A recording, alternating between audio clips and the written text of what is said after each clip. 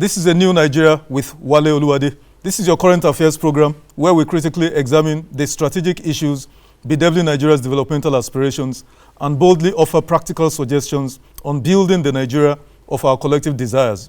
Today's episode promises to be engaging and exciting.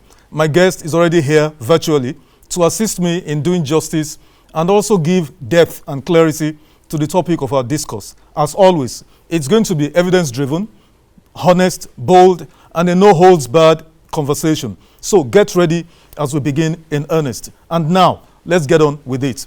Today, we're looking at restructuring, good governance, and the 2023 elections.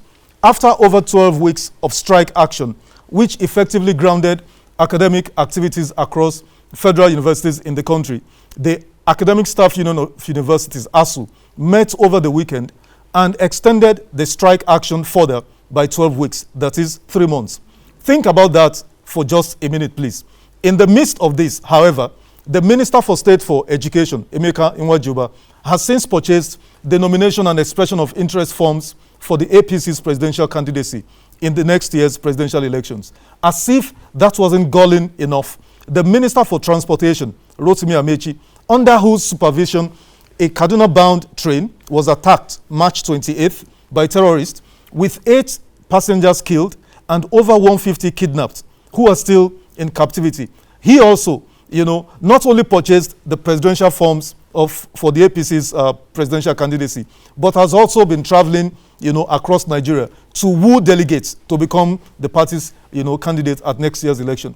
The same applies to the Vice President, Professor Yemi Osinbajo, Labour Minister, Dr. Chris Ngige, the Attorney General of the Federation, who's, reportedly running to become Kebbi State, governor.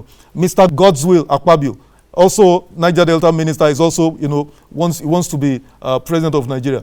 And yet, as scandalous as the foregoing seem, even the most die-hard critic of Nigeria's governance lawlessness would never have imagined that a sitting CBN governor would become embroiled in partisan politics in clear violations of the provisions of the CBN Act, the BOFIA, that's Bank and Other Financial Institutions Act, and the Public Service Rules, not to mention Nigeria's Code of Corporate Governance, which was signed, in 2018. And so, I ask, is there any depth our elected and appointed public officials will not plumb? Now, how is it that it appears as if there is absolutely no authority capable of reining in these appointed public officials who have seemingly become laws unto themselves? Indeed, who's attending to the, several governance crises confronting Nigeria presently? These, and others are the issues we seek, to answer in today's episode of the program. My guest is here, Mr. Delifa Rotimi. We'll take a short break, and when we come back, we'll get right into the conversation. Stay with us, please.